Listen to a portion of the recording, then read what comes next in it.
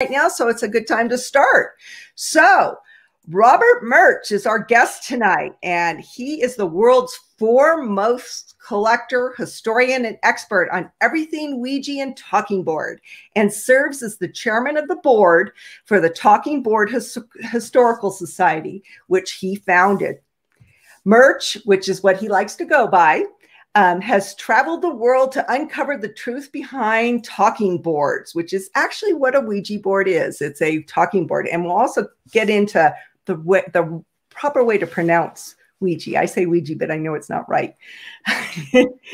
Californian, you mispronounce everything. I mispronounce everything. I got a Valley Girl accent. Alexa doesn't even understand me. It drives me crazy. He's got a Southern accent. She understands him clearly. Me, she's like, I'm like, eggs. I just need eggs on my list. You have to do the supplemental redneck download. I guess so. So Murch has traveled the world to uncover the truth behind talking boards. He has often collaborated with toy companies that produce the Ouija, such as Hasbro and other toy companies. He has collaborated with various films, which include the movie Ouija, Inherent Vice, What Lies Beneath, Sugar and Spice, and Drive-Thru. He has also consulted on and appeared in numerous TV programs featuring the Ouija. In addition, he has the largest collection of Ouija boards in the world, and you can see some behind him. So he has quite the collection. I've actually seen some of them on the news, like the Ouija board, weed. I like that one.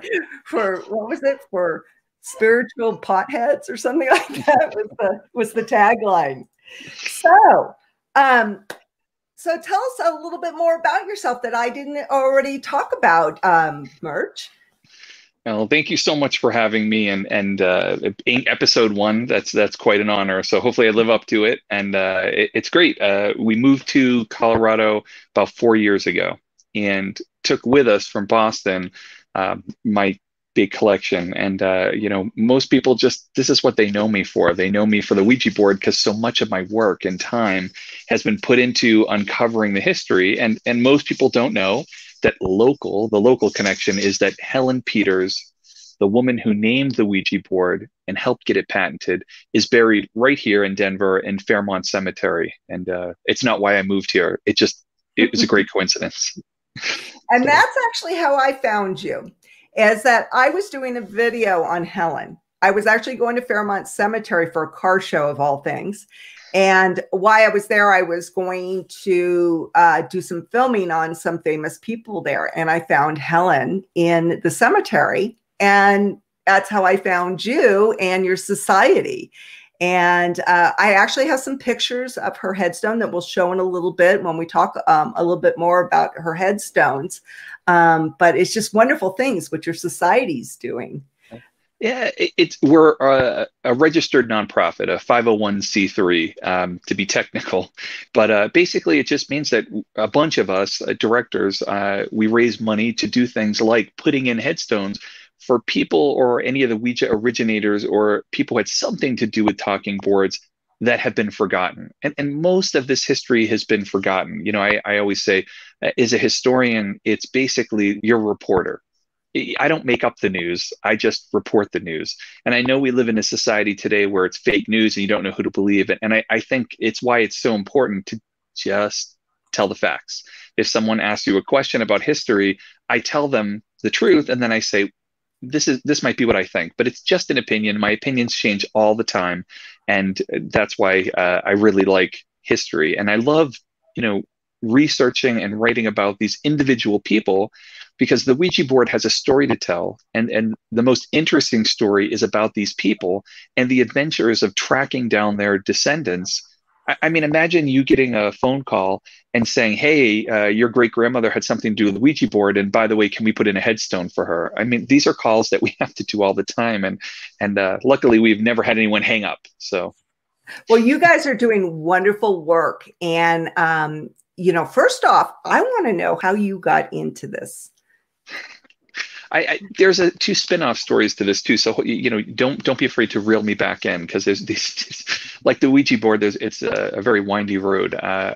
Two things happened. I was raised Orthodox Jew, and in an Orthodox religion, everything is real. The demons, the devil, ghosts. It's just baked into the Bible. So it's nothing you're afraid of. You just accept it as the reality, and that makes it kind of interesting. My grandmother, who used to love to, she liked horror movies, she liked science fiction, creature double feature, all the things my mother would say, don't let him be part of, don't let him watch.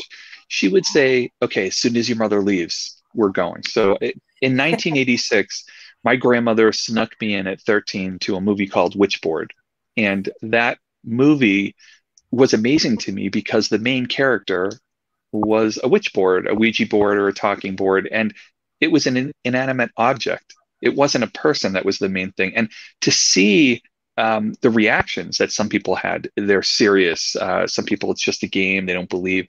But there's a visceral reaction. And so that really set me off into college. I went to University of New Hampshire, and being from New England, didn't really venture that far.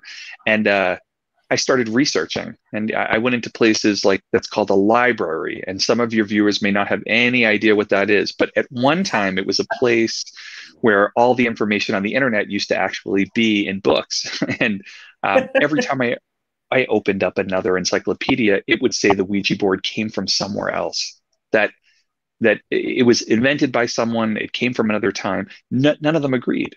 And I just couldn't understand how something that is so woven into the fabric of our pop culture, it's in tons of movies, TV shows, it's everywhere. Everyone's got a story. Everyone knows what to do when you put it in front of them.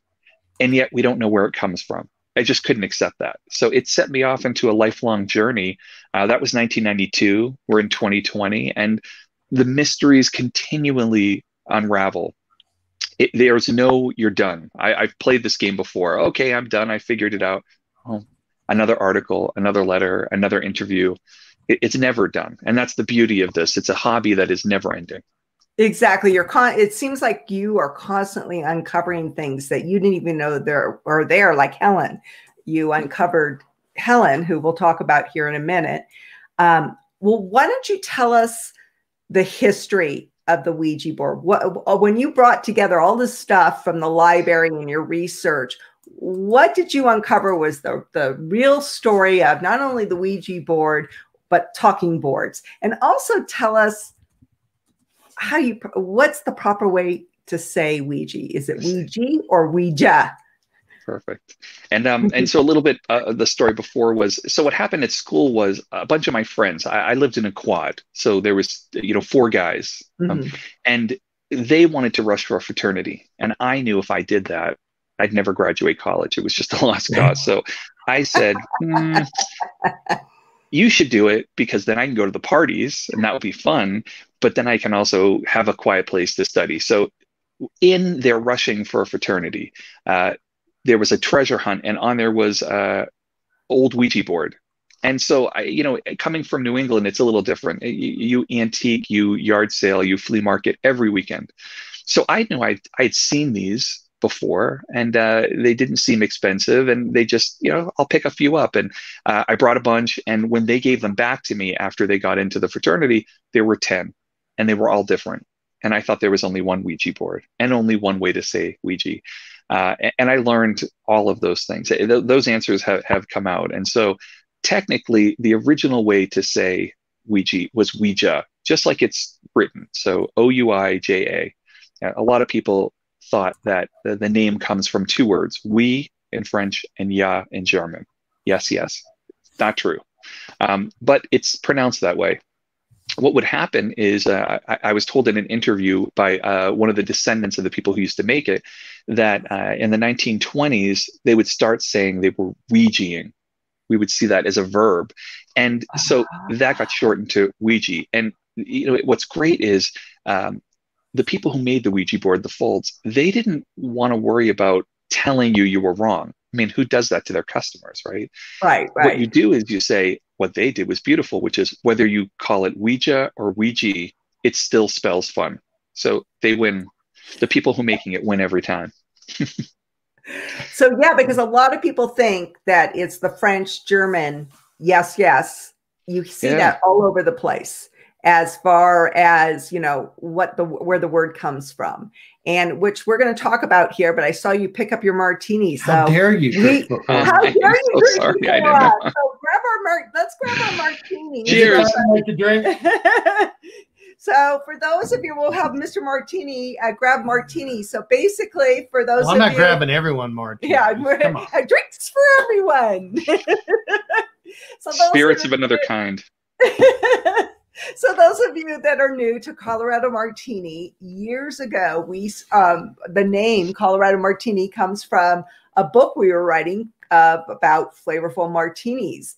And we used to come on live and teach people to make these drinks. And we talk about the history of the alcohol and or the drink that we were making. And so when we started doing lives again, everybody was like, we want the drinks too. So we always have some kind of drink. Murch has got his. What are you drinking there, Murch? It's non-alcoholic because I'm recovering from back surgery, so I'm on a lot of meds that this probably wouldn't do very well with. So this is cranberry juice. Clean out the pipes. Good for the kidneys. Exactly. Well, we're trying to keep with the Halloween theme, and so we've made a black martini tonight from a local distillery here called Copper Muse. He's holding up their bottle. And this is, it's black vodka, and a lot of people will make their own black vodka with charcoal and I don't advise that you use it with black colored dye because then your lips get all black. Oh, come on. It's going to be that way after Halloween anyway. We'll see if this turns our lips black. But this Copper Muse, good stuff, guys. Good stuff. And they make theirs with the charcoal. To make it black, and they only put it out at Halloween, and I'm pretty sure that you can order it online from Copper Muse, and that's M-U-S-E. Fort Collins, Colorado. Yep. So tell us how you made the martini tonight. Oh, okay. Well, you need the black vodka, you need a cranberry juice cocktail, and you need pomegranate juice and a lime. Basically, for a single person, you've got 2 ounces of black vodka, 2 ounces of cranberry juice, 1 ounce of pomegranate juice, squeeze the lime, and shaken, never stirred. Never stirred. So I have my Reader's Digest version made right here. I'm just going to add ice, shake it up, and have a drink. So while Mr. Martini's getting me my martini, we'll move on. This one's mine. Oh, is that one yours? Damn. So go ahead. No, talk. It's more fun that way. It's more fun if I try to talk over it. So since we started, Rose Biss came in, and Rose, who's having milk right now. Ooh, Indiana style. Rose is just a wonderful supporter to this channel, and she's got a wonderful channel herself where she does earthquake reports around the world. And she just every day if there's an earthquake, Rose is live on giving you a report of how big it was and brings in all the reports in. She's absolutely wonderful. And very dedicated.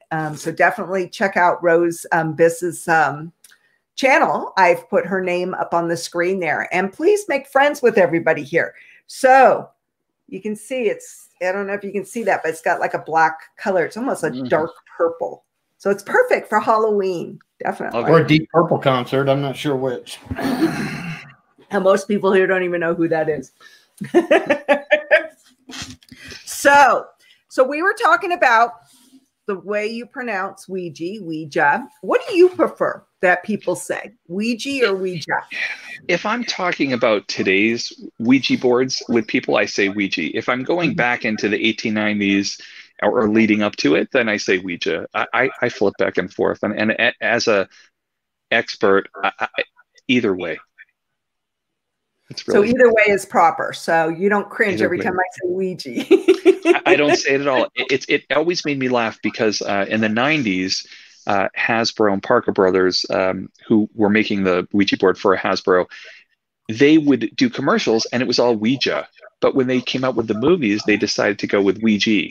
And that was an interesting, I was surprised because through the whole thing, they were saying Ouija, and then they just decided, you know, Ouija. There must have been one of those groups or something that, you know, decided that more people would understand Ouija than Ouija. So you advised them on that movie, correct? Did all the because there's a couple of Ouija movies, correct? There's two of them official. There's lots of movies that either have the name in it or, you know, or it's part of. And I track all of those. But yeah, it was a really cool honor to be involved in the two Ouija movies. You know, you research something, you collect stuff, and then to be asked to, you know, be part of making the movie was super cool. And so the first one they decided was going to be more like Today, and it was going to be more of a jumper movie. I wouldn't say it was super, super scary. The second one, which takes place in the same house years earlier in the 60s, was much darker and scary. And I got to be part of both of them. And if you could see my house, you would see I always ask for the board in the TV or the movie that I'm working on. So, you know, it's part of the deal. And so I have a lot of the props from the movie and kind of displayed over the house, and just that, you know, fun memories and cool things. And it's awesome working with people who are really passionate. I often work with Blumhouse, who makes every scary movie in the world today, and Universal. Those are the two biggies. But I've worked with Warner Brothers and the CW and TV shows like Supernatural, the Exorcist TV show. Just you know, I've been around for so long.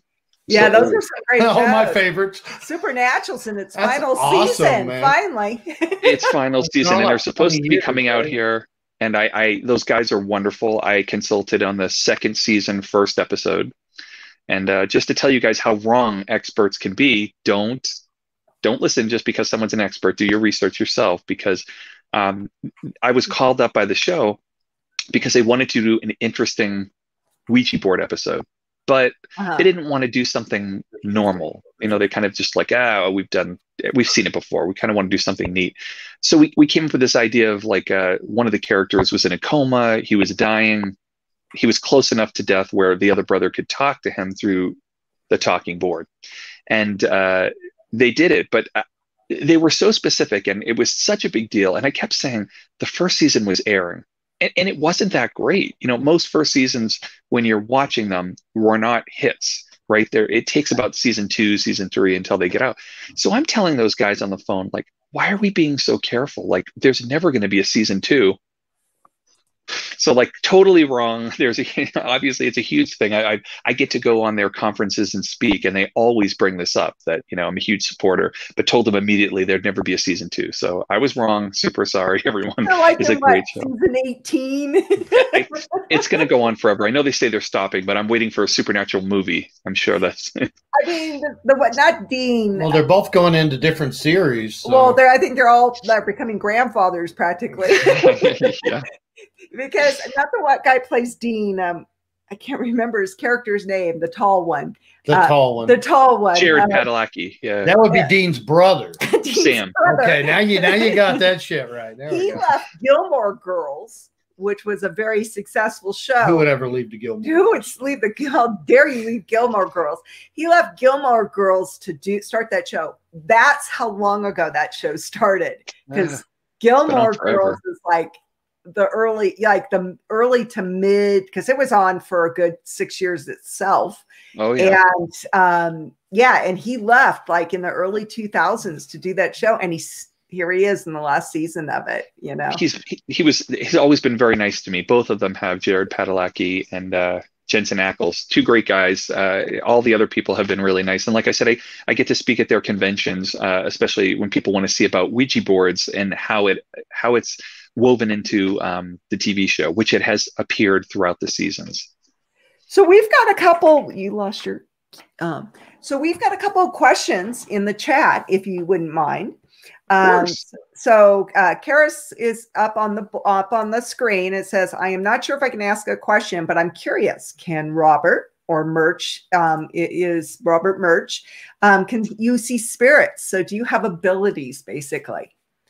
I'll tell you two ghost stories. They don't relate to the Ouija board, kind of, other than my grandmother was, a very big figure in my life. She died in 2000 of stomach cancer that spread, and it was just kind of an awful time, obviously, anyone passing. But we were very close. My parents got divorced when I was 2. My mother and my brother and I moved in with them, so it's kind of like second parent, grandparents, kind of thing. And they were like the great, parents. Like, you never got in trouble with them. Whenever you got in trouble with your parents, they were like, who cares? Like, just we'll pretend you're punished when they get back. And 2 times I have been seriously ill and almost, crossed over myself. One time in 2004, had an operation, and it went into sepsis, and it had a really bad infection. And they warned me. They said, look, things are really serious, and we want you to tell us if you see anyone who's not alive and they're talking to you. We want to know. We don't know if it's in your head or whether it's really happening, but we know that when people get close, this phenomenon happens. You really need to tell us. It also could be like way too much morphine, like they really need to figure it out. So they tell me, and I go to sleep and I wake up, and 4 years after my grandmother passed away, she wheels into the room, and I know she's dead. I know I'm not supposed to be seeing her. We talk, and she said, look, you need to tell them it's not the right infection. They're not using the right medicine. And I was like, how would she know this? Like, I don't, but she grabbed my arm really hard and she said, wake up. And I woke up and told the doctors, and sure enough, she was right. Had that not happened, I'd be dead, because they were giving me the wrong medicine. It wasn't fighting the infection. So that's a cool story, because I love that story. And she's still looking after you. Exactly. But then fast forward to 2020, we move out here to Colorado, and I have this big back infection. It's an 11-hour surgery. It's awful. Then I get an infection. It goes into sepsis. I'm really sick. I had 105.9 fever, which I did not know was possible for a human being to have. And, same thing happens. I'm sleeping, and my grandmother comes in, and she's very agitated and angry. And I was thinking in my head, like, wow, angry grandma. I've never seen this before. And she's like, you need to wake up right now and go to the emergency room. And I'm like, Grandma, I'm so tired. I just got out of the surgery. I finally got home. I don't want to wake up. And she's like, same thing, grabs my arm, wake up really hard. And I wake up. I tell my husband, hey, I think I need to check my temperature. I don't feel good. And we took it, didn't think it was right, tried it again. It's right. Off to the ER. And they told us, when it was safe, they were like, if you had come an hour later, you'd be dead. There's just nothing we could do. The infection had spread. So twice my grandmother has looked out for me. So do I have any other abilities? I've been to lots of ghost hunting. I love to do paranormal conventions. I get to do a lot of paranormal television. And I have not had an experience in any of those, but I have had those to experience it in my own life. Geez, with a grandma like that, you don't need any other experiences. So true. She got your back, bro. She does. She does. I feel like I'm wasting my time, though. Here I am, known as this Ouija board expert. It's like, oh, my mom's so proud, Like, well, we have another question from Rose Biss. Mr. Martini, can you ask your guest, is it true if the Ouija board can lead to having something attached to you?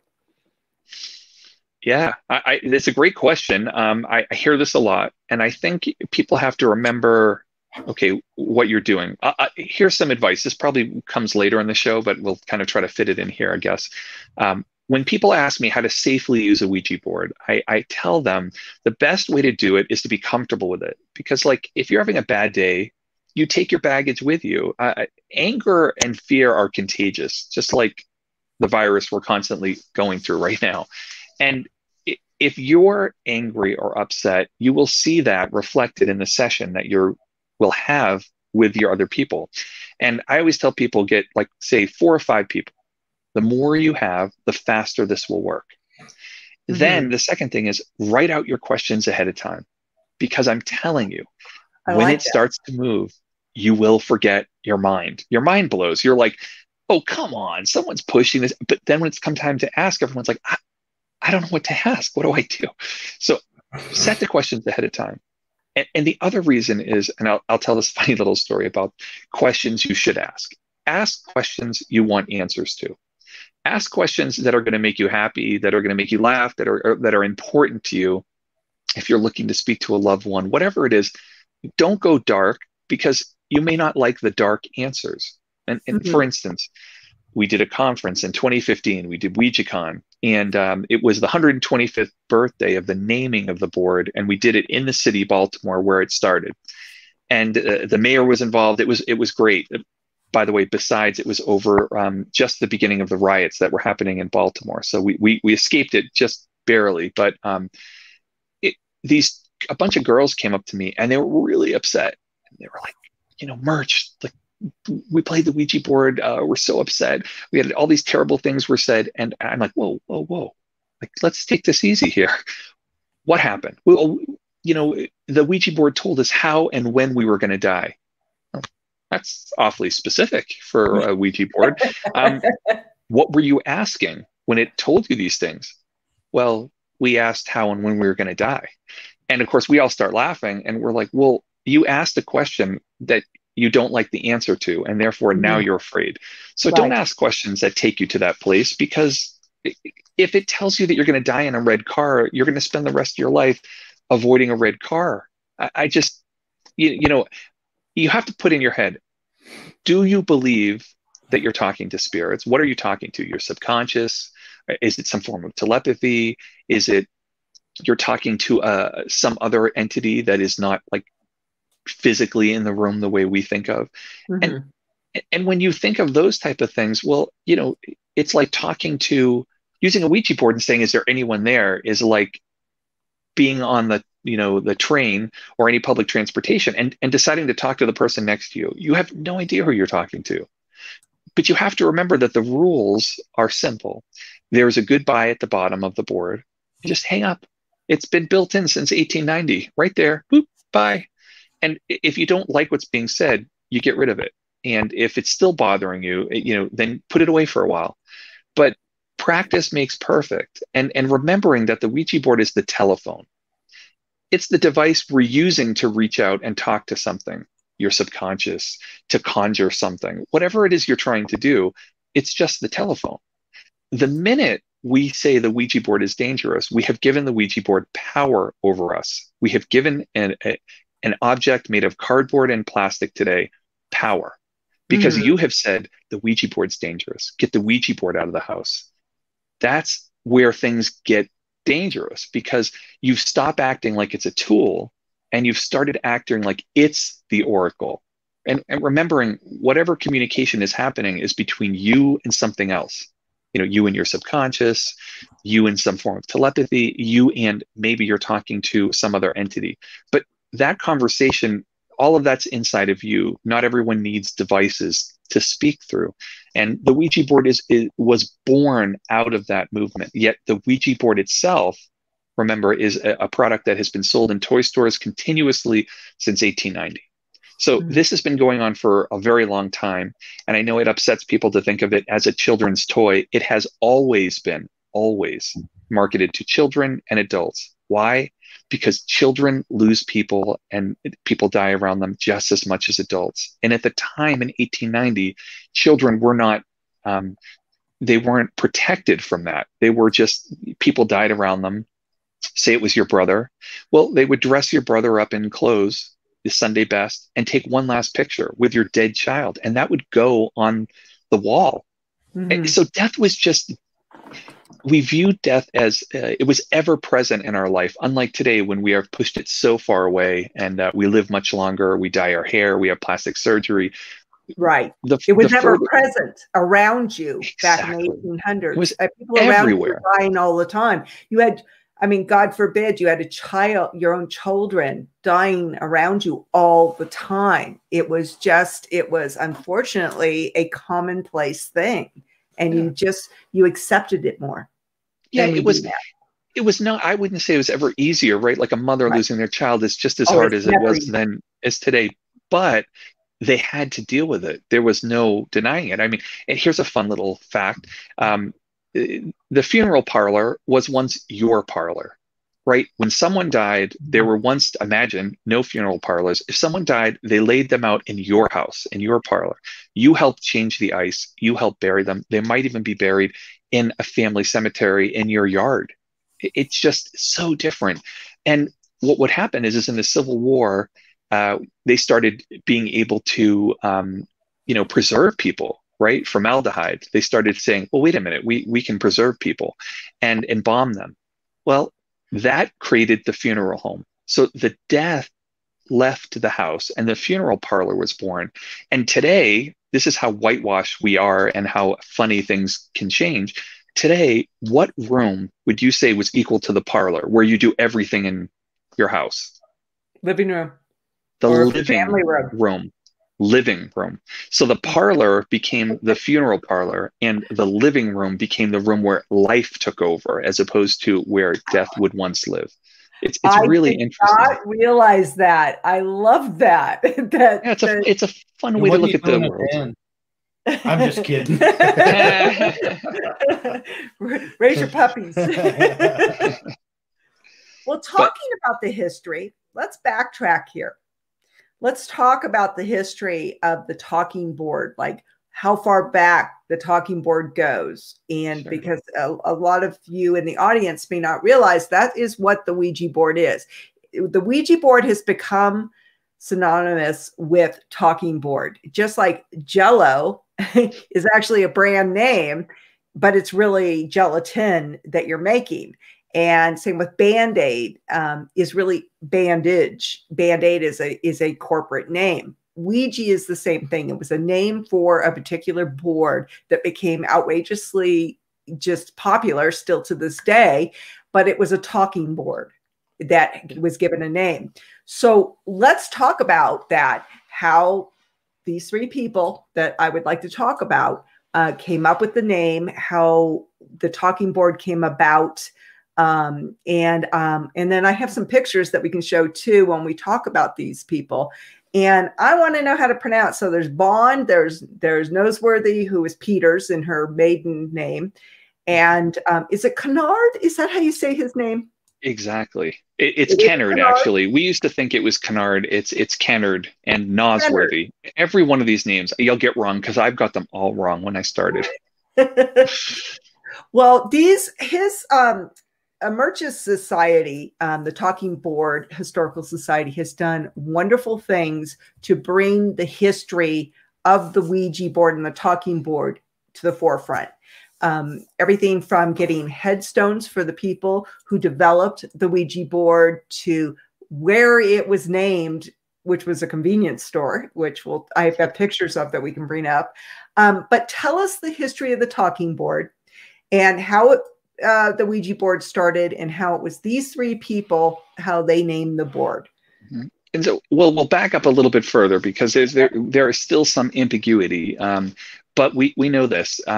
Very shortly after the modern spiritualist movement started, which is, you're talking about 1848 in Hydesville, New York. And that's the burned over district where lots of movements were happening.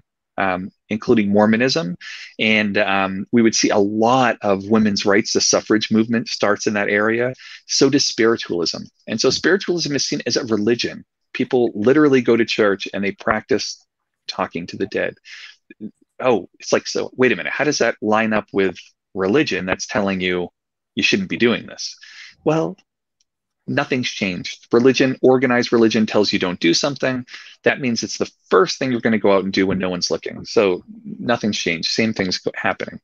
But what's going on real quickly is these girls in Hydesville, New York, they heard knocking.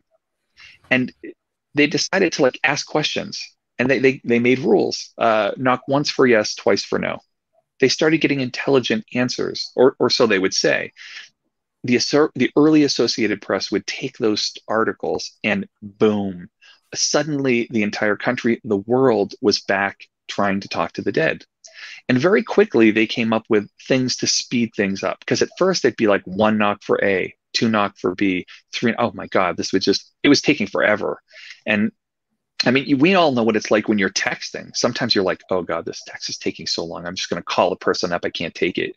And it was similar. So what they would do is they would lay out their alphabet cards and they would point with their finger or a pencil. And if it hit the right letter for the message, the spirit would knock and they would hear that. So then there was table tipping and table turning. And tables seemed to be the medium most of this was happening at. Why? And what year are we talking about? We're back in the 1848. So we're going to move forward from 1848. Pre-Civil War. Pre-Civil War. And then the Civil War happens. And it's just like the perfect storm. Not only do you have spiritualism coming out, now you have massive death on a scale we still have not seen in America, thankfully. You know, everyone lost a father, a brother, a son, a grandfather, a cousin. It's just, and the Ouija board and these spirit communication devices that would come up, they answered questions that nothing else could.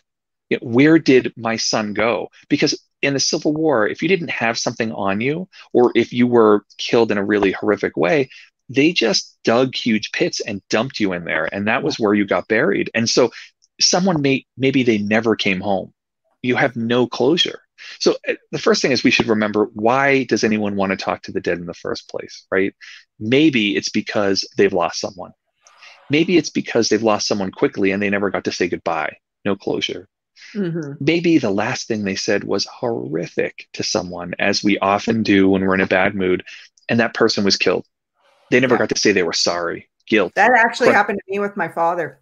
We had a huge fight the night before he died. Yep. And though we blame ourselves for these things, they're just part of life. Like, families will fight. It doesn't matter. Like, but having it be the last thing that happens can weigh on your heart. And so you want to reach out and say, you're sorry. Hey, I just want you to know I love you. And I didn't mean how awful I was. And maybe it's as simple as what's going to happen to me and my loved ones. So this is what's going on. So now you've seen this massive death. We have war in the country. It's tearing the country apart. People are really getting into this because there's a lot of dead people to talk to. So now mediums will start to say things like, well, you know, if you don't have a gift, you could use a planchette, which is an automatic writing device. And this is where things merge to create the talking board. There's this little heart-shaped device that some people have seen. It's the piece on the Ouija board you move, the planchette. But it used to be its own thing. And instead of a big hole, it would have a very small hole where a pencil would go through. You would ask a question.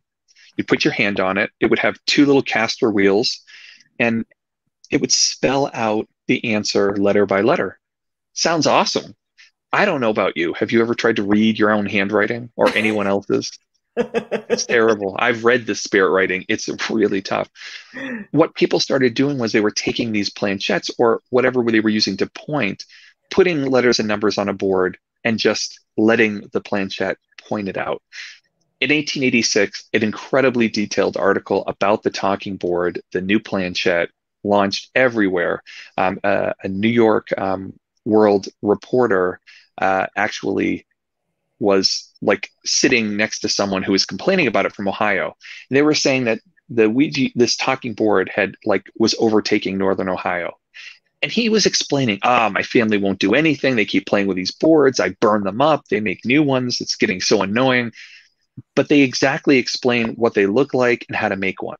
Because at this time, you didn't buy something. You made it yourself. You made it.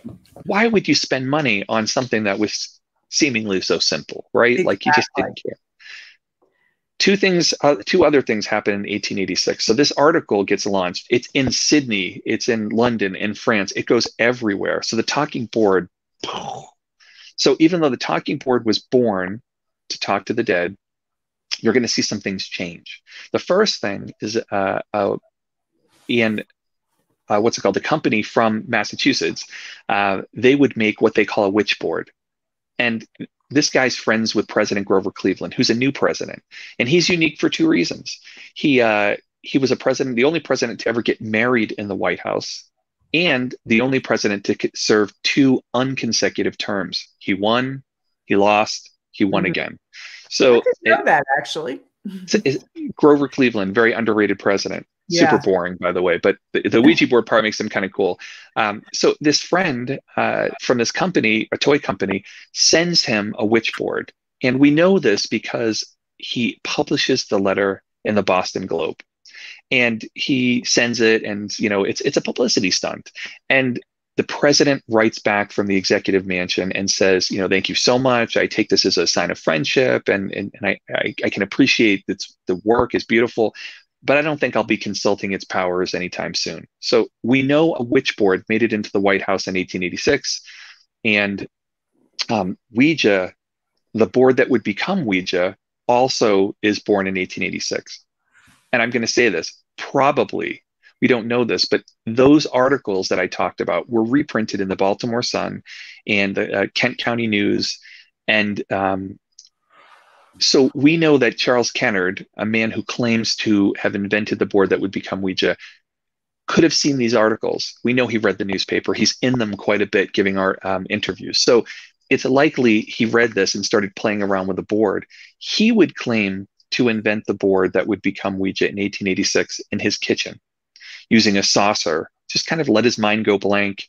He put a bunch of letters and numbers, and he started, oh, wow, this is pretty cool. His frenemy, someone who he would work right next to, this is like everything that ever gets built that becomes money wise, you can make a lot of money off of, there's always fighting. And the Ouija board is 100% this.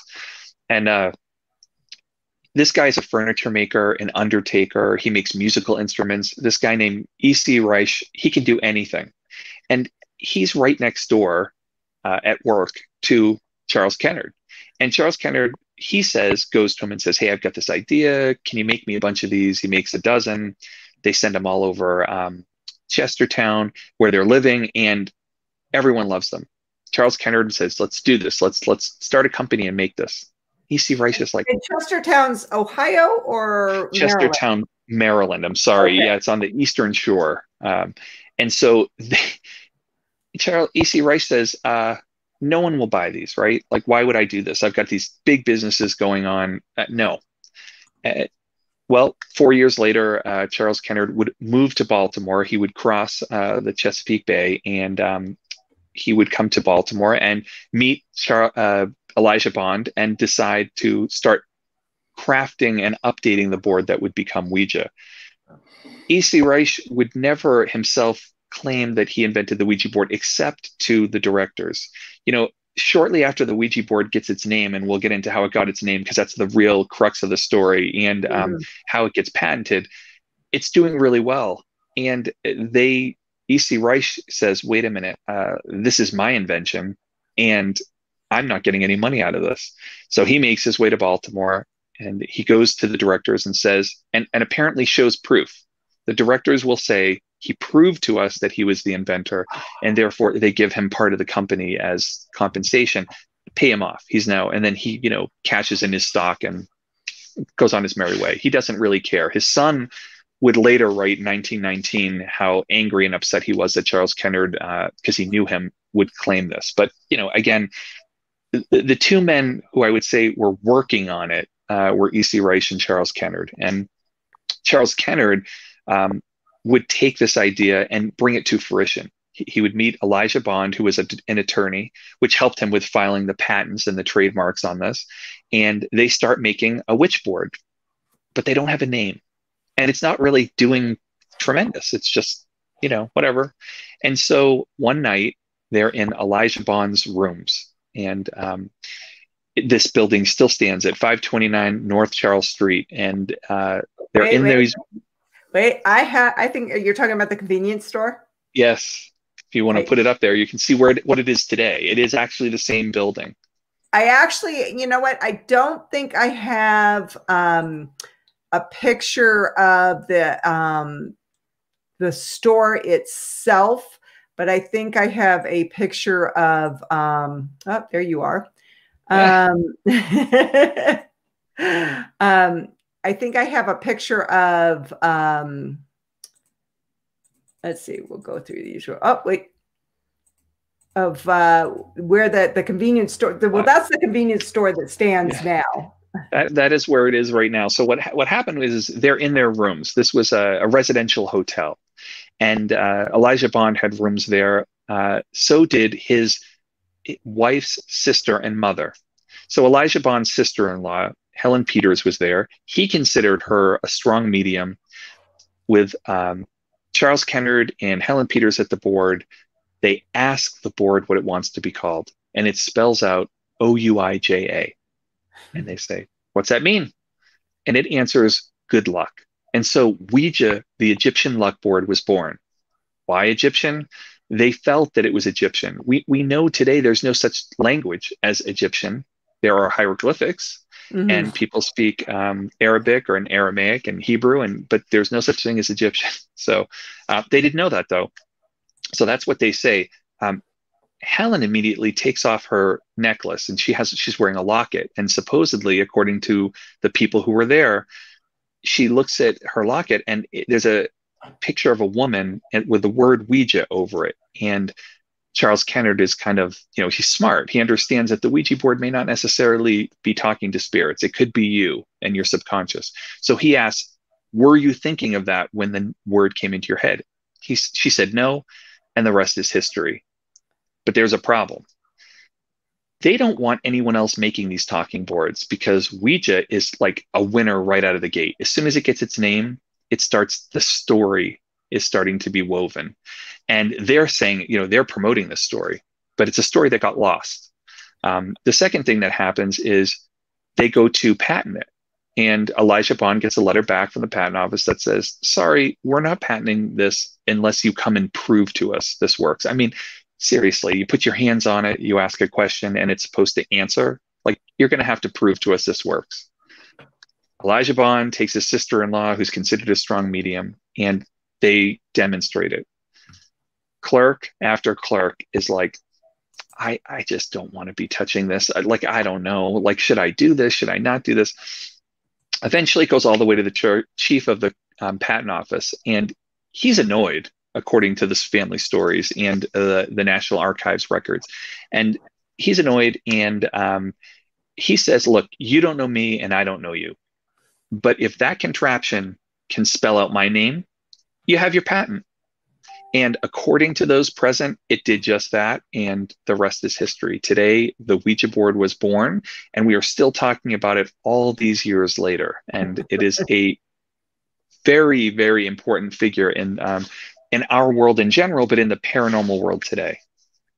Well, those of you that are listening in the podcast, I have the actual a picture of what the patent was up on the screen. And so this was the patent that he walked in with, that Bond and Helen Peters Nosworthy walked in with, correct?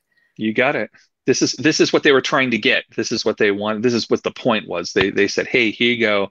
And you can see that the planchette doesn't look like we think of today. It actually, in real life, looked more like a paddle. It didn't have a real point. It had more of like a bump that would do it. And in time, they would realize that their competitors were making them using the planchette, which people were used to and wanted to see. So again, Ouija, very smart. They would adapt. And something important about the Ouija board, very important. The Ouija board has never, in its entire life since 1890, ever been promoted as talking to the spirits. It is not meant to, it has not been promoted by the makers as talking to the spirits. It's a children's toy. What the makers have always said was, we don't claim to know how or why this works, but with your patience, it will exceed your greatest expectations. Now, why?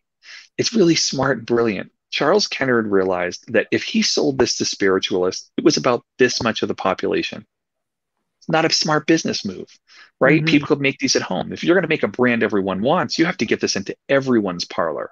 How do you do that? You make something for everyone. You don't tell people how it works. You tell people what it does. You have questions about love. You have questions about whether something's happened to someone. You want to know about your fortune. Well, ask the Ouija board. So the Ouija board was always meant to get into everyone's household. What you did with it on your own time, that's your business.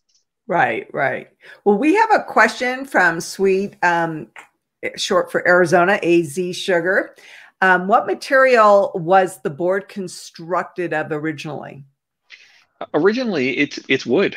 They would literally print and varnish on wood, and the planchettes would be solid wood. And that started in 1890. And I'm very lucky to have wonderful friends and other collectors and people who send me extremely important boards. And I have been given quite a few, including what would be considered their witch board before it had a name Ouija on it.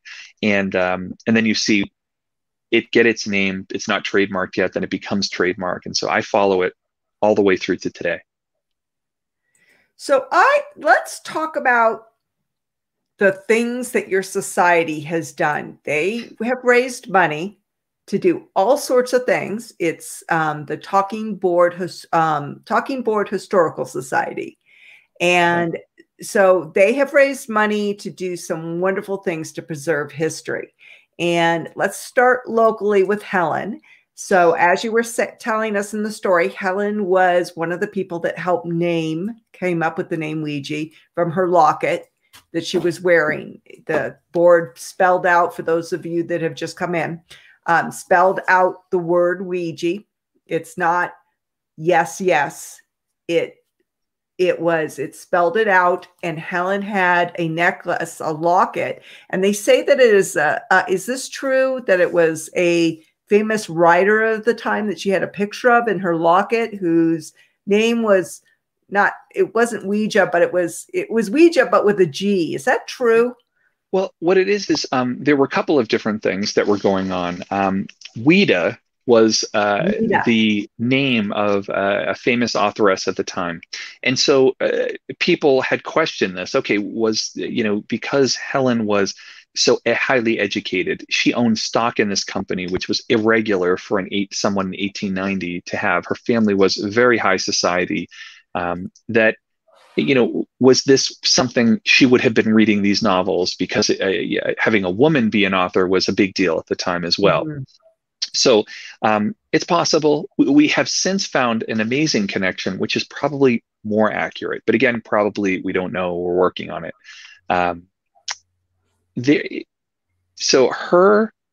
She would meet at this same location where the Ouija board was, got its name. She would meet her future husband, and he was a much younger man, and he was from England. His mother was a famous medium in the London area, in Manchester.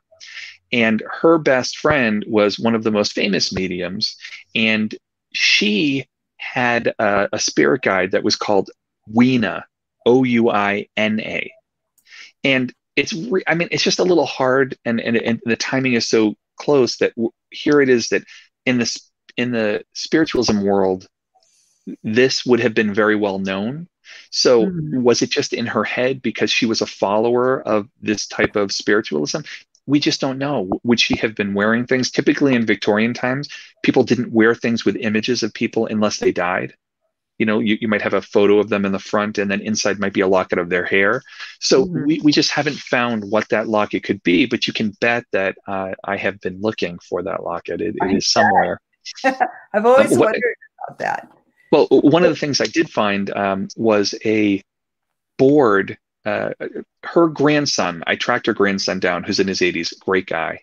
And he basically told me, this is what my grandmother told me. And it matched all the things I'd done. So I didn't tell him. It's one of the things you learn in interviews. You don't lead the witness. You just ask questions. And then you tell them in the end, okay. And his stories were amazing and matched everything of what his grandmother told him, how she named the Ouija board, how she helped get it patented. And so it was really cool. He would tell us kind of, and it fit into what was missing, the missing pieces. And then we were able to tell the world. And I did a post about my trip out there. When I travel, I tend to blog about it a little bit, and on Facebook or Instagram or wherever. And the Smithsonian magazine was following.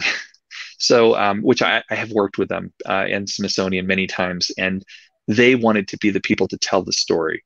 And so, really great. I think it was 2013, 2014. They did a great story on how there was a mother of the Ouija board and how that was not what people thought of. And she would then leave Baltimore, live in London for a while, come back here. He told me, I'm like, well, where's her Ouija board? Like, I want to see the Ouija board where, that named the thing. He said, well, she always told us that she gave away her board when she was in London because there was a family fight, and she gave it to a family member. Well, I score this board that doesn't have the word Ouija on it. It looks different. It doesn't have yes or no, and it just feels very well made, different than even what they were selling in the States. And so I'm like, who knows? Well, it turns out after digging, this person's great grandmother was a Nosworthy, and it when I trace the lineage back, it is her. It would have been her, sister-in-law whose board this came from. So it looks like this is the board she gave her family member while she was in London. And I didn't even know Helen existed at the time I got this board. So lots of weird connections have happened. And then finding who owned where she's buried is not her family. Her family would later convert her son, her adopted daughter, and her son would later, much later in life, convert to being Jehovah's Witness. So they don't have as much care about, the things that we normally might care about. And so Helen and her husband were actually buried with some friends. And I had to find out who owned the plot, then track down who was a descendant of that, and would they let us put in a gravestone. So as you can see on that gravestone, Helen Peters is one of 7 people who are buried there. And a lot of people were not on the stone. So the family was really excited because everyone got there. They could visit all of their people and they would be right there. So all these other people, the Hewitts are not, and the Trimbles, those are not relatives? Claude Trimble was related to Helen distantly. That was a second marriage to Nancy. And so that's probably how they became friends. But the Hewitts also came from Manchester and London, where Ernest, her husband, did. So it's possible they knew each other too. We haven't even unraveled that part of the story. Like, why were they so close friends? We just haven't seen why that is. And why would you get buried there? He was told, the grandson was told, well, the reason she was buried there was they owed her family money. And they said, well, instead of paying us, we'll just get buried with you guys. Okay. Okay. I was wondering about that. So to backtrack here, Murch's organization raised the money to first find Helen. They first found out that Helen was one of the people responsible for naming the Ouija board, and interject if I'm incorrect about something. And so you found out about Helen, and then you found out she was buried in Denver, Colorado. You located her grave, which was not an easy feat because she did not have a headstone. She just had like a plaque that didn't have her name on it at all. So with Fairview Cemetery, which is in Denver, it's a very famous cemetery here in Denver, you located her and raised the money through the Talking Board Historical Society and erected this beautiful, absolutely beautiful headstone. These are pictures that I took. Mr. Martini and I were there recently. Awesome. You can see that many people visit her grave. They leave, cool. stones and money. I love that you have letters. You have the text of letters from Bond and Kennard. What was it? How do you say his name again? Yeah, you got it. Kennard. Okay. From the Kennard, who named the board on the back. And we're actually coming out with a video in a week or two of our visit to this grave site where we read what's on here and talk about how to find this headstone. So be on the lookout for that video. We give exactly where this is located, but it's an absolutely beautiful headstone. And you just did a wonderful job.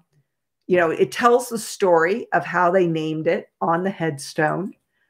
And it's according to them. That's the part that we do, is that I can figure out a lot of stuff, like our brains connect dots and stuff. And what we try to do is when we put up a plaque or we put in a gravestone, of which we've done a few, and what we do is we only include, like we say, according to those present.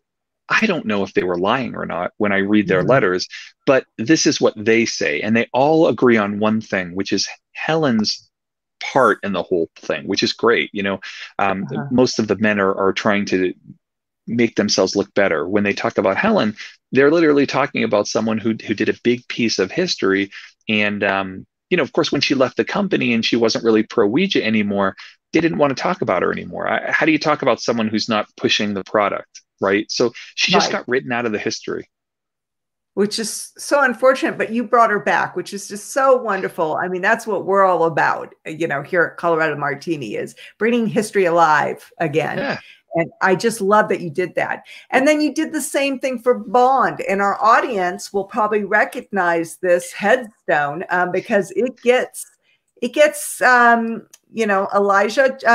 Bond was the lawyer who took the patent and went to the patent office and got the patent. Now, was he Helen's brother-in-law?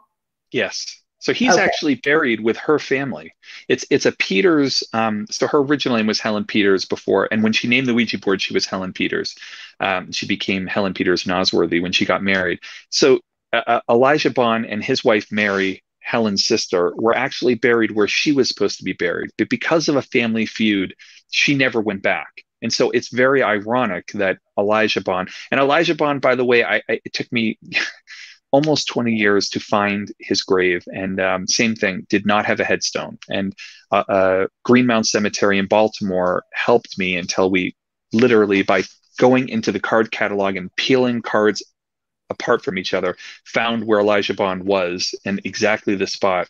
And we erected this stone, which looks like it's nothing on one side. It's very big, but I have a feeling you're going to show the other side. I was going to unveil the other side. So it's easy to talk with him. Yeah, it's easy to talk with him. Yeah, and that was, when we did this is back 2007, 2008. We just really, we wanted to say thank you to, there's a bunch of us collectors, and the Talking Board Historical Society hadn't even really, we didn't officially, make it until like 2014. But the people who were involved in it we were starting to work together. And this was actually the very first thing that a bunch of collectors had ever collaborated on. And we just did it quietly. There was a couple of news articles about it, but we just kind of did it and moved on our way and did some other things. That stone haunts me to this day. Whenever I go into that cemetery, people will yell out, "Ouija guy," "Oh, it's the Ouija man." Like, they just know. And so does the cemetery. And it was hard to get it done. I actually found where he was buried, and then 2 weeks later found his great grandnephew, who was 100 years old at the time. Like, no joke, 100 years old. And he gave us permission to put in that gravestone. And it was just, a wonderful experience. He gave us pictures. He knew his uncle Elijah, who died when he was 11. So I was literally talking to someone who knew the man, not someone who knew the person. I was literally talking to someone who knew him. He gave me photographs and all kinds of interesting stories and permission to do that. And so we do this all over. And, it's something interesting and fun for people to go visit and see. Well, this one has definitely made the rounds on the internet. And it's one of those headstones that, there's all these wonderful historical headstones, and it really stands out. And I don't know if you know this, but John Wilkes Booth is also buried in this cemetery. There are a lot of the whole cemetery is a federally historic, I don't want to say monument, but it's a historic site. So getting that stone put in there were so many things in the way, and yet it all worked. It was amazing how to see everyone, the city, the federal government, our friend, so Mikey Buckner, who used to be part of the TBHS, he actually designed that. We took that right from the patent. So the reason we put the Ouija board looking like that is on the patent, we lifted it exactly from it. So that is how Elijah Bond saw the Ouija board, and that's why we made it that way. I love that. Now, Kennard, whose name I just realized that was a big name when we were kids on games. What was it? Kenner. Oh, Kenner. Yeah, they made a lot of board games. Now that I know how to say his name, I realize I've known his name the whole time. That was like huge. They had like kind of a whirlpool looking. Yeah, they were Parker Brothers. They were one of their like Parker Brothers, one of their competition, and they merged, and it would be called Kenner Parker Toys. Parker. So when I was a kid, that's what they were called. I remember Kenner. And Kenner, Mhm. yeah. Kenner. Yeah, Exactly. I remember it now that I know how to pronounce it. Red oval with white lettering on my toy. Yeah, yeah. There you go. See? So Helen's here in Denver at Fairmount Cemetery. He's in Baltimore. And what was it? This is Greenwood Cemetery? Greenmount Cemetery. So Greenmount Fairmount, Cemetery. Greenmount. And then Kennard, was he in an unmarked grave also? What's up with his grave? He's not. He's in a grave. We're going to do something for him. And his family, he was married and divorced and then married again. And so he's in Druid Ridge Cemetery, also in Baltimore, a different cemetery. And he has his stone. It's very small. It's like, he's got the big Kennard giant family stone, and then his stone is a very small one on the ground. And his granddaughter has given us permission to put something else in there. So that's in the works, as well as, William. We wouldn't be talking about this without William Fold, the man who would start working at the company, and then by 1893 completely put in charge of its operations, and then he would go out on his own in 1901. He and his family made the Ouija board since 1890 to 1966, when his children would sell to Parker Brothers. So I tracked down them, and things you see in the back, like if we look at this thing right here, that looks like a stencil. It's giant. It is actually a stencil that made some of the first Ouija boards, and they gave that to me as a gift because there was a family feud in their family. William Fold and his brother Isaac.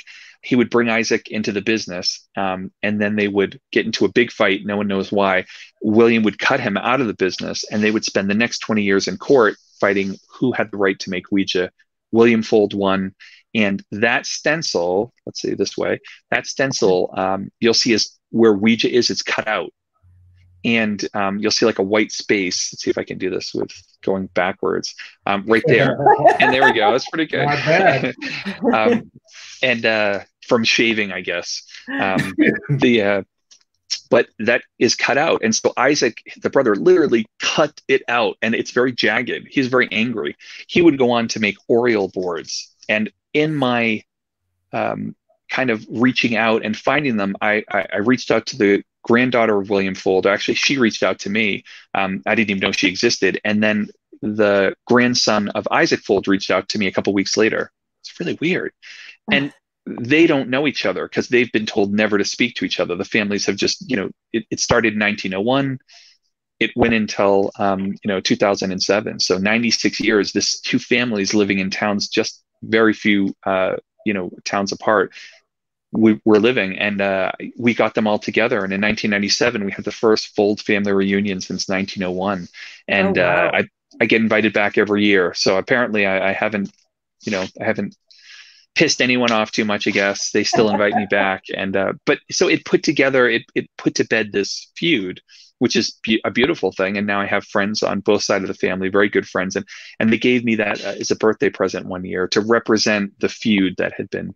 That is wonderful. That is so cool. Well, I have a couple other pictures I wanted to ask you about. Let me share my screen again. So I wanted to also talk about Ouija Zilla.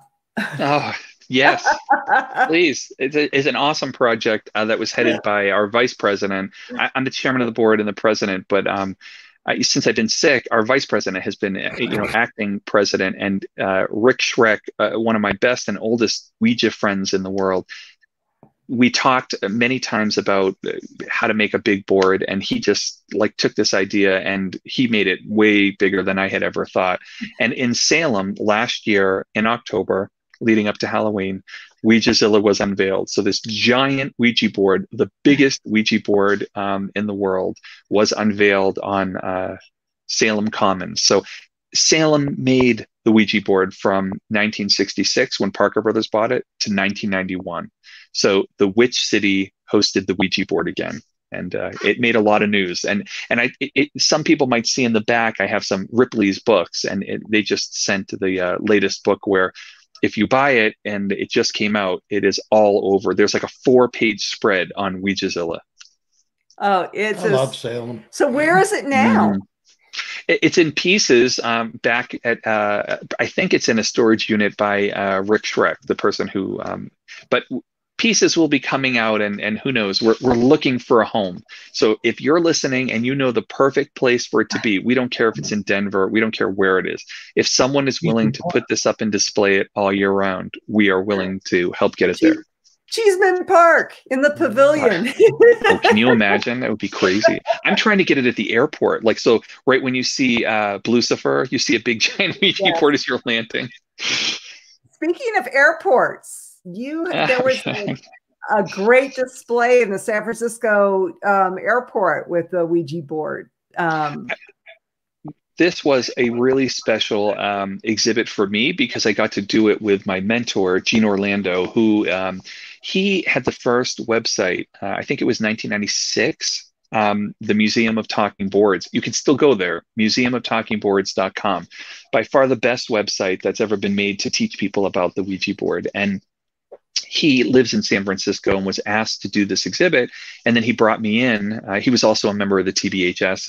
And so a lot of these are his boards and a lot of the photographs are mine. But what we realized were when you see a lot of boards, it's not super exciting. They kind of look the same, especially if the wooden ones.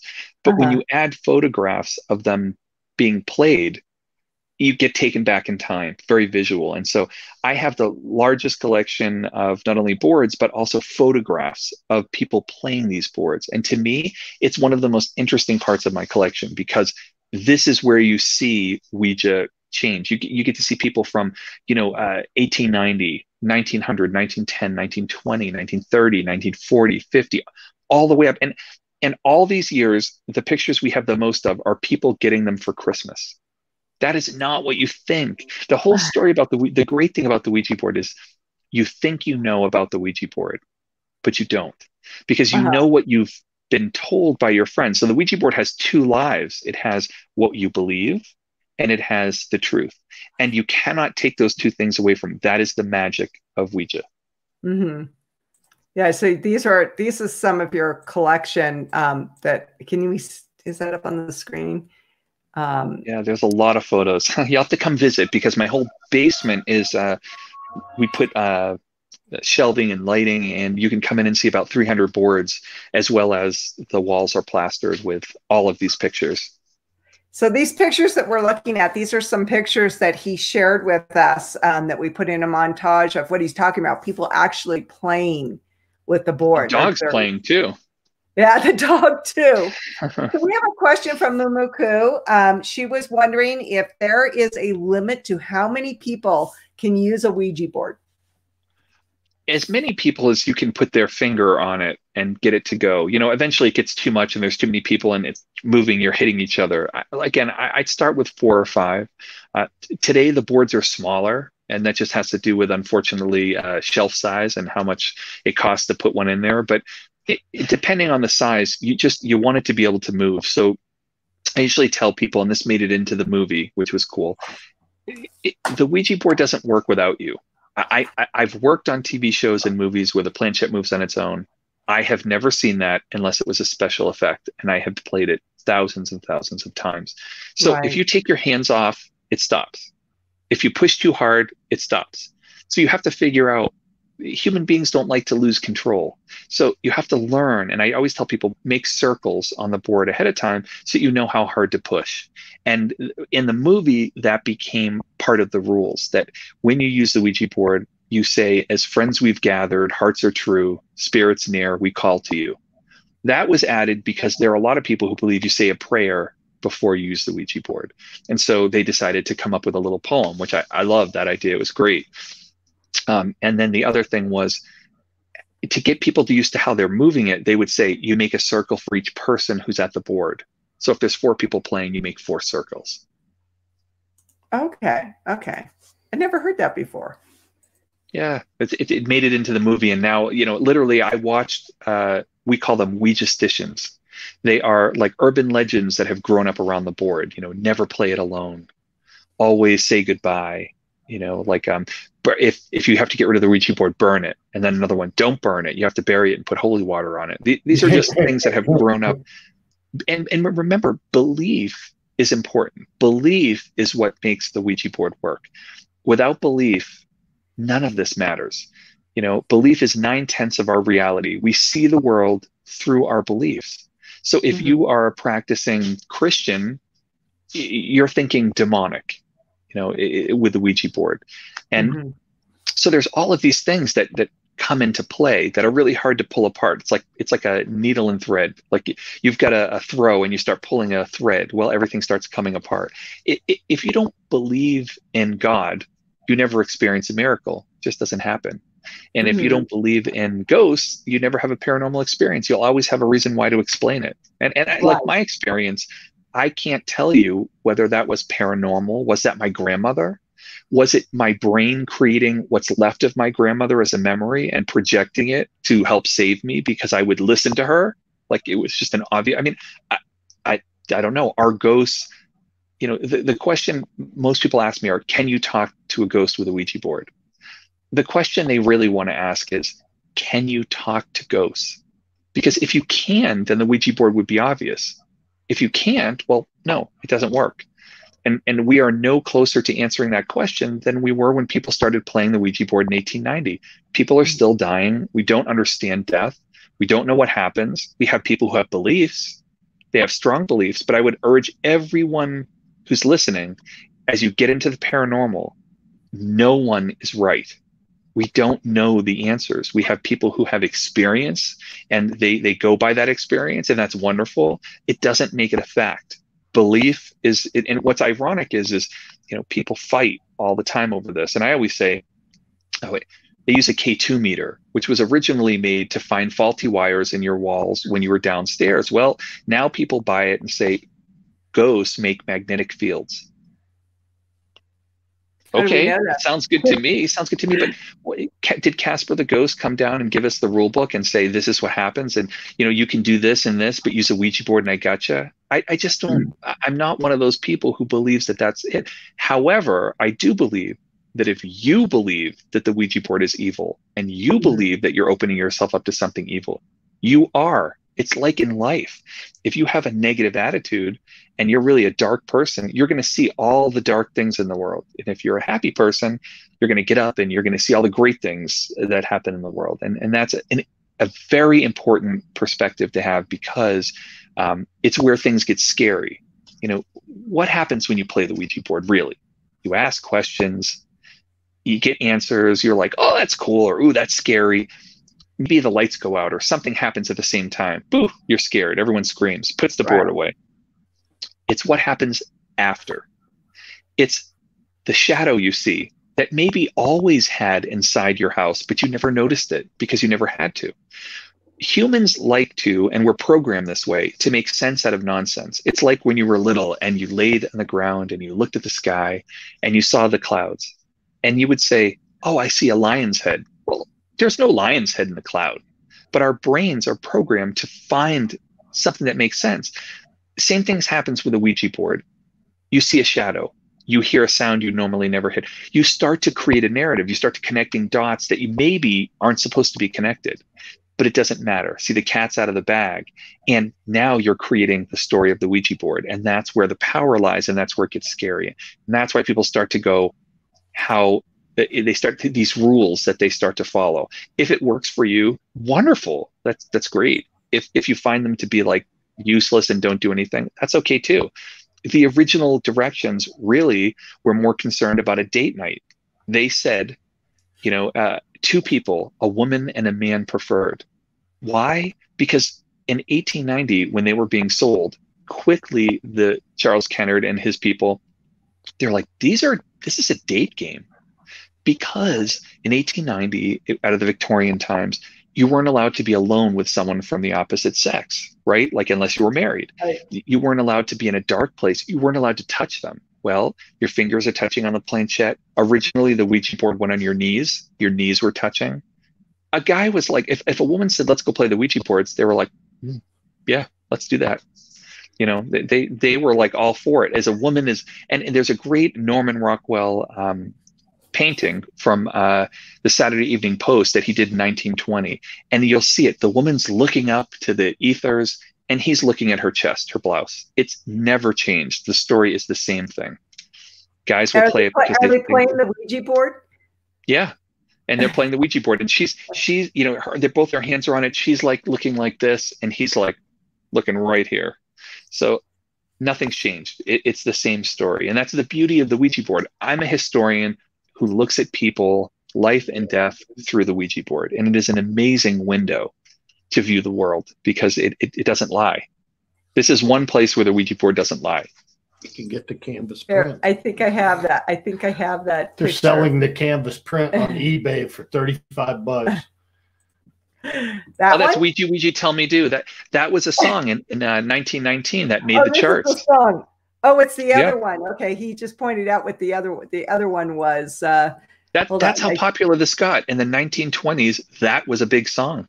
That was, people would play that on their pianos. What were, like, do you know the lyrics at all? Like what it was saying? Oh yeah. It talks about like darning your socks. Like it's very dated, but it's talking about like, does he love me? Ouija, tell me do. And we actually had a lot of these recorded. A friend, John Kozak, who I think you showed a picture of the Salem Witchboard Museum, another one of our directors, has started in Salem. I used to live in Salem and moved out here, but he still stayed there, and he opened up the museum, and it's just a great, I mean, it's a perfect place to have a museum, right? The Witchboard Museum in the Witch City. Couldn't be better. I think I've got, okay, this picture. There you go. Made the Saturday Evening Post. Yep. See, look at his, look where she's, oh, it's amazing. He's like, oh yeah, look at the smile, little smirk on his face. It's great. And he would talk about this, and Norman Rockwell would talk about it. And why did he even do this? Because that's what he saw. He went to Vermont, where he lives, and he was at one of those places like Dirty Dancing, where your family would go and have vacation. And he walked into a room full of 100 people playing the Ouija board. What the hell is going on? So he painted that. And if you really look at that, picture, it's got, that has like the original planchette on it. See? That's one's got the heart-shaped one. It's just they're making it really big and bulky. It didn't have a hole in it. So today we think of the planchette as having a big hole to look through the letters and see them. But you know, up until a certain time, 1920-ish, it didn't have the hole. It would just point with the point. But why did this change? Well, because William Fuld, who had all the patents on it, his design patent was running out. And so people started making it. Well, he had to come up with something different. So he put a hole in it, and that was a design patent. No one else could make a planchette that you could see through. In the movie, that got changed to looking through that, you could see ghosts. So not only did you use the planchette to talk to spirits, you could pick it up and put it over your eye and look through it and see spirits. So it became the eye to the other side. And what is epic about that was that didn't exist. That was completely made up for the movie, right? It's not written about. I'd never seen that before. When I saw pictures of that. One day after I went to the premiere, I had to go and do an event. Everyone at that event was picking up the planchettes and looking around for ghosts. It was hilarious. And it doesn't matter because it's belief. If you believe you're going to see something, you will. Again, are ghosts something that we create? Like when people die, do they just either there's nothing or they go off? But we project what we believe to be them, our memories of them. Maybe that's a ghost. You know, I don't know. Being a Ouija historian gives me absolutely no better insight to this than anyone else who's out there watching. What it gives me is a lot of stories. I collect stories as much as I collect every time the Ouija board's mentioned in music. So that's why I knew what Ouija Tell Me Do was immediately, because I'm trying to see, when you look back as a historian, you look back through the lens of today. It is very hard to see something without your vision or your experience. So you really have to strip it all away and look from behind forward to get to where you are. And that's an interesting, fun thing to do for me. So the whole evil thing with Ouija, you know, finding evil and demons and stuff, that didn't come about until like the 70s, right?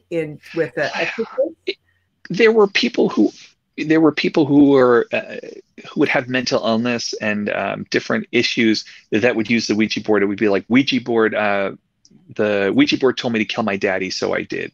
These stories would happen all through it. The overwhelming public didn't see them as evil because they were in everybody's closets. So you had this feeling that they could be bad. And people would say, I had a bad experience and whatever, but not the overwhelming public. The tide seems to shift. And now what happens is, like everything else, the pendulum swings, right? So the pendulum, at one time, oh, super cool. It's moving, it's moving. Movies are using the Ouija board. They're using it to, who's the killer in the movie? It starts to get darker. The Ouija board says you're going to die in 13 Ghosts. We're literally watching it get darker and darker until The Exorcist. And in The Exorcist, we see a small little scene, very small, where the mother goes downstairs. She sees a little girl. Oh, where did you get that? I found it in the basement. And she says, let's play. Do you like my mom? And the planchette moves away a little bit, and then it won't answer. And they're like, oh, he must be tired. And it's Captain Howdy is who she talks to. The next thing you know, she's been playing it alone, and then she becomes possessed. They do not spell this out at all. This is not part of the original story that the movie The Exorcist was based on. It was a clever way to show the possession. Why was this girl possessed? If you really watch the movie, you've got a mother who is not paying attention to her daughter at all. She's into her acting career. She has no idea what's going on with her daughter, and her daughter gets in trouble. Her daughter's lost, and this is what happens. However, it's hard to disassociate. She played a Ouija board by herself. This is where she talked to that demon, and now she becomes possessed.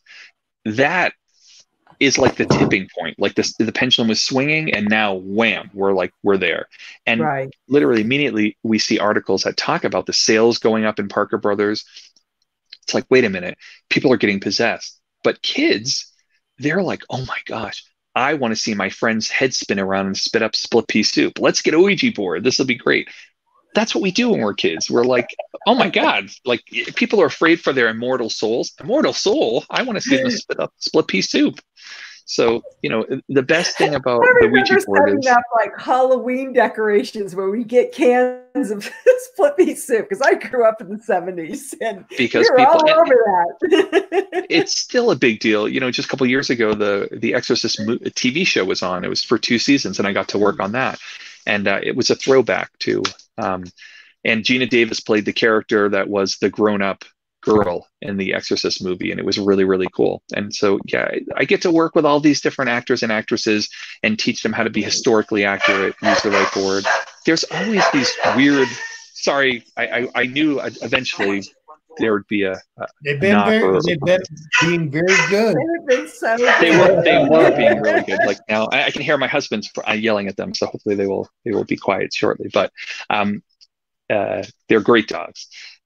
They have to live with all this stuff too, so I can't be too harsh on them because they know more about the Ouija boards than most people, and they're just dogs, so they have to live this.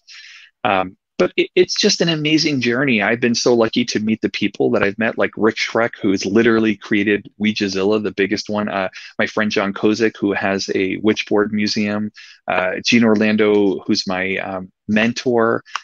Calvin Von Crush, who's a great friend who literally goes to all these places and visits the gravestones. They're tattoo artists, there's graphic designers. We all come from a different area, and our love is this, and that's the Talking Board Historical Society. So for people who are looking to make a difference, we work really hard, and we always ask for people's ideas. You can follow us on social media and stuff, but there's also a donate button. And I know right now is a terrible time to ask anyone for money. But if there's projects you want to see done, and I would say, help us out, put your money where your mouth is. If you write in and say, we'd like you to put a gravestone in for so-and-so, these things are expensive, and we're a nonprofit, so no one makes any money. We literally just give away our time to these things. When I first started, I had hair. I had pictures to prove it. So time has passed. I thought we had the same barber. We do. I have a question. Do you ever come into the room and find the dogs playing the Ouija board? Because I can see them now. Where is the bone? Like exactly. that, the dogs playing poker. BACK. Y-A-R-D. It's in the backyard. Let's go.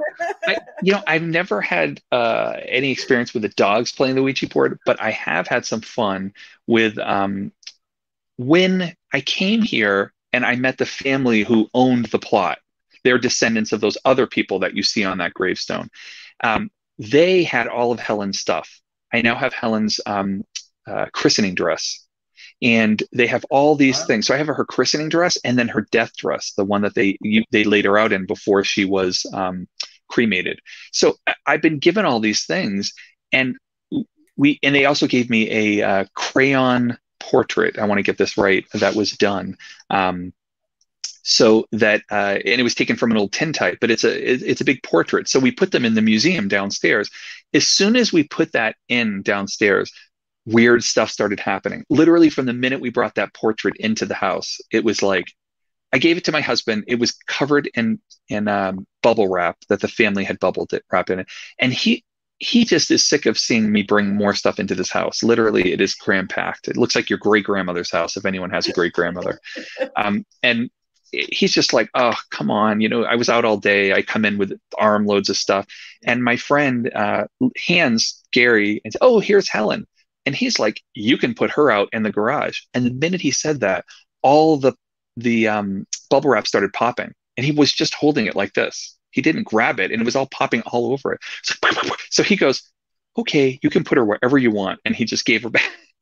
And then when we installed her, I took her to a place to put in protective glass and do all that stuff. And it was really neat. And then thank you for giving her such a wonderful gift of a headstone. Oh, we all like to pop that bubble wrap. It was yeah, it's true. We do like to pop it, but then we put her in and we put the it kind of looks like Beetlejuice. It has her portrait, and then it's her dress underneath it, which is baby dress that for christening. So it's a kind of funny looking thing, but it looks right at my husband's desk. He in the coronavirus has put his office in the basement, and so he looks straight at it.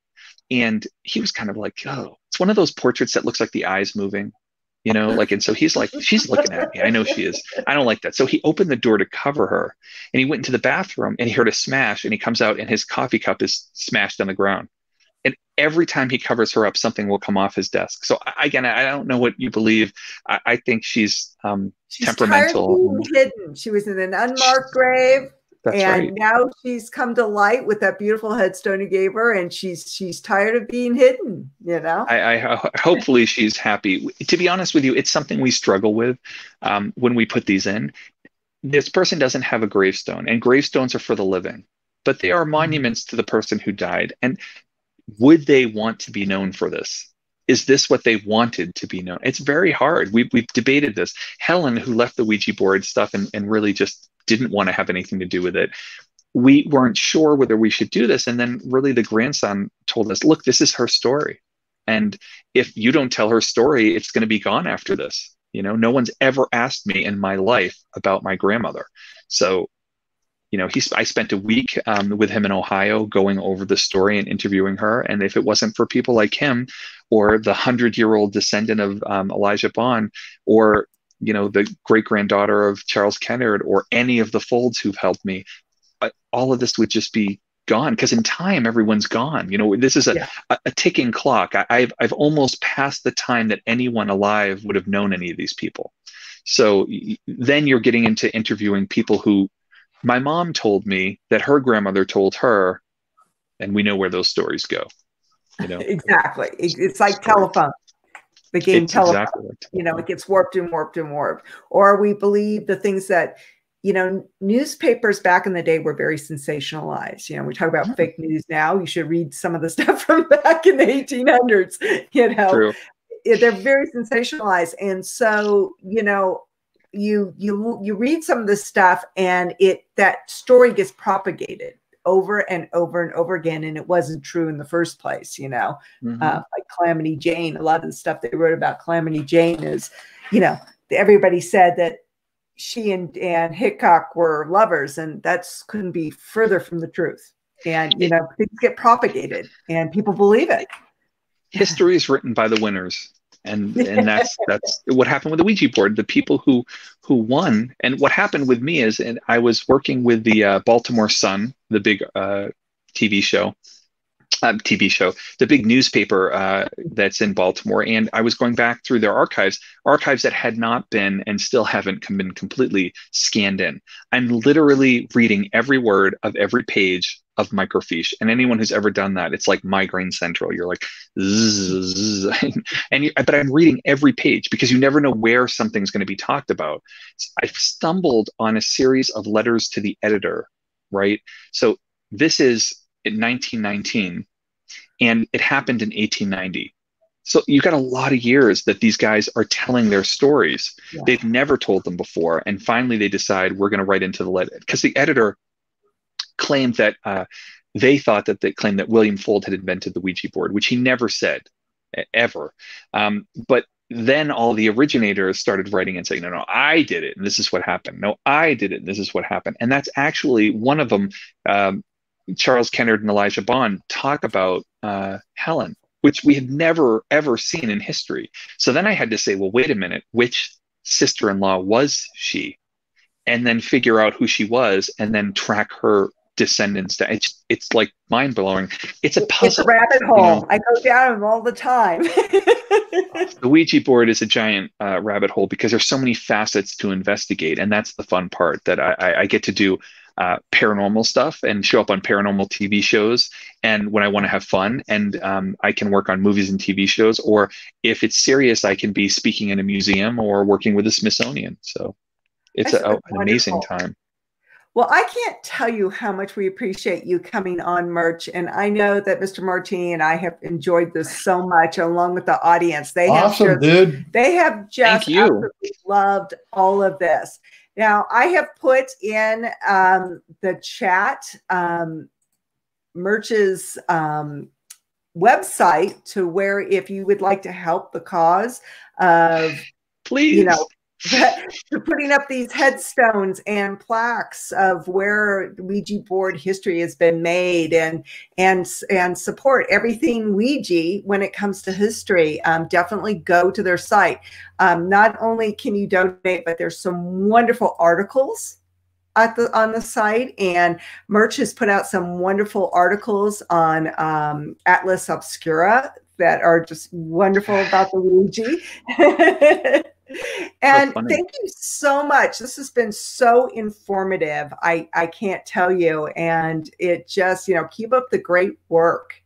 Very cool. It's a team effort. Like, you're talking to me, but there's an army behind me of people, and you know, it's fun to be the face of it, but it's a lot of work from a lot of people, and it's an honor to show up on shows like yourselves. And episode 1, it can only get better. The bar was set so low for you with your first guest that God knows where this will go for you. Well, we definitely will be putting this. We'll be putting this out on a podcast in January. So for those of you that weren't with us in the beginning, Colorado Martini are taking all these lives we've been doing, and we're making a podcast called The Strange by Colorado Martini. It will be coming out in January, and then a lot of edited material will be put back up on YouTube. Either next week or the week after that, we'll be coming out with a tour of where these headstones are. We went and visited Helen's grave a couple of weeks ago, and we show you exactly how to get to her grave and some of the other graves. So make sure that you're on the lookout for that. So either probably next week or the week after. But again, thank you. And thank you, everybody, for joining us tonight. And we'll see you next time. Join us on Halloween night. We'll be having a virtual Halloween party. And we'll be making martinis and watching cheesy B-rated horror flicks. We have one Witchboard. Watch Witchboard. So we're either going to watch The House on Haunted Hill with Vincent Price, or we're going to watch, Plan B...